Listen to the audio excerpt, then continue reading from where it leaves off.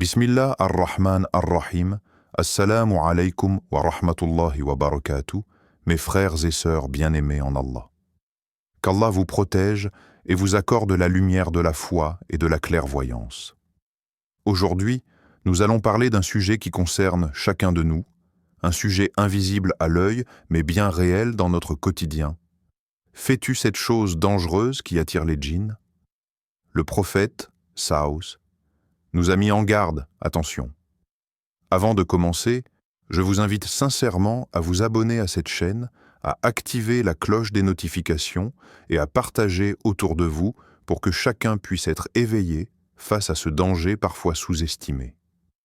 Par Allah, la science religieuse protège, et celui qui sait est plus difficile à tromper que celui qui ignore.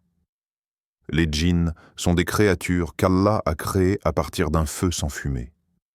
Ils partagent ce monde avec nous, vivent invisiblement parmi les humains et certains d'entre eux nous veulent du mal, surtout quand nous franchissons certaines limites spirituelles ou que nous négligeons certaines protections.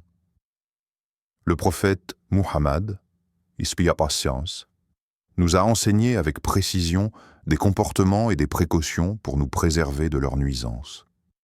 Et pourtant, combien d'entre nous, parfois sans le savoir, ouvrent des portes vers ces mondes invisibles par des actes ou des paroles qui semblent anodins? Une des choses les plus dangereuses et trop courantes, c'est de ne pas dire Bismillah avant d'entrer chez soi, avant de manger, ou même avant d'entrer dans les toilettes. Le prophète, Saous, a dit clairement que lorsqu'on entre dans sa maison sans dire Bismillah, les djinns disent « Nous avons trouvé un lieu pour passer la nuit ». Et lorsqu'on mange sans dire Bismillah, ils disent « Nous avons trouvé un repas ». Ils s'invitent donc à nos tables, à nos foyers, et parfois même dans nos corps. Et ce n'est pas tout. Le fait d'écouter certaines musiques, de s'exposer à la nudité, de dormir nu, de se disputer en criant dans la maison, ou encore d'allumer des bougies la nuit sans raison religieuse, ce sont autant d'éléments rapportés dans les hadiths ou les récits de nos savants comme attirant les djinns et les shayatines dans nos foyers. Certains comportements comme parler seul dans le noir, jouer avec des objets occultes, s'amuser à appeler les esprits, ou même suspendre certains colliers ou symboles superstitieux dans la maison, sont une invitation directe aux djinns à s'introduire dans nos vies. Le prophète, Saous, nous a interdit tout cela. Et pourtant, ces choses deviennent parfois des habitudes, des jeux, voire des tendances sur les réseaux sociaux. Le pire, c'est que ces actes peuvent, petit à petit, briser notre tranquillité, causer des troubles dans le sommeil, des disputes fréquentes, de la fatigue inexpliquée, voire des maladies spirituelles comme la possession ou la sorcellerie. Et tout cela parce qu'un jour, nous avons ignoré une simple parole prophétique, un petit bismillah, ou que nous avons suivi une mode sans savoir ce qu'elle dissimule. La première chose à comprendre est que les djinns ne sont pas simplement des créatures mystérieuses et invisibles. Ils ont un impact réel sur notre quotidien.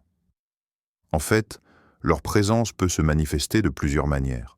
Troubles dans le sommeil, maladies inexplicables, conflits dans le foyer, fatigue persistante ou même une sensation d'angoisse soudaine.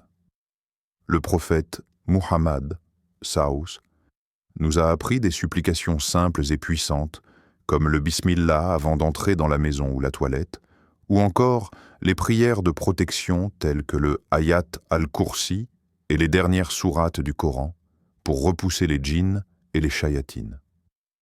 Une autre protection puissante est le fait de réciter fréquemment le Coran, surtout les versets de protection comme ceux que l'on trouve dans la sourate al-Baqarah, la sourate al-Falaq et la sourate an-Nas.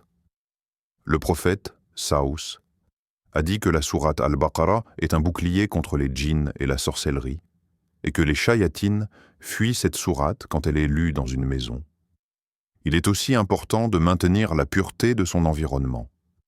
Cela signifie garder sa maison propre, ne pas permettre aux mauvaises influences, comme les images de la sorcellerie ou des symboles de mal, et éviter les comportements superstitieux. Le prophète, Saous, nous a enseigné de garder une attitude de pureté et de prière en tout temps. Enfin, la protection par la foi et le dhikr constant est essentielle. Quand on est occupé à se rappeler d'Allah, les djinns n'ont pas de place pour entrer dans nos vies. La prière régulière, les invocations après chaque prière et l'attention à notre foi personnelle et familiale sont des moyens infaillibles pour nous protéger contre ces créatures invisibles. Ya Allah, toi qui es le protecteur des âmes, nous te demandons de nous accorder ta protection contre toute forme de mal, visible et invisible. Protégez nos maisons, nos familles, nos cœurs et nos esprits. Purifie nos foyers de tout mal, de toute influence nuisible et accorde-nous la lumière du Coran comme bouclier. Ne permets pas aux djinns et aux shayatines de s'inviter dans nos vies. Fais de notre foi un rempart contre toute tentation et toute adversité. Priez avec moi, mes chers frères et sœurs, et dites avec conviction « Allah est grand » dans les commentaires. N'oubliez pas de vous abonner et de partager cette vidéo pour que nous puissions continuer à avancer ensemble sur le chemin du savoir et de la protection divine. Qu'Allah vous garde dans sa miséricorde.